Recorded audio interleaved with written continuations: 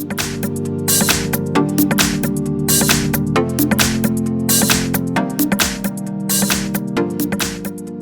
I have XIAOMI Mi A2 and let me show you how to enable developer options on the following device. So at the very beginning, let's start by using your home screen, find and select the list of all apps, choose settings. Here let's choose about phone. From the following options, let's scroll down and let's tap a couple of times on build number. As you can see, you are now a developer, so you can go back to the previous list, scroll down to the bottom of the list, choose system, and here you can find developer options. Let's tap it. As you can see, here you can use a couple of developer features. For example, you can enable OEM unlocking. Let's just tap enable. You can also here scroll down and enable USB debugging. Tap OK.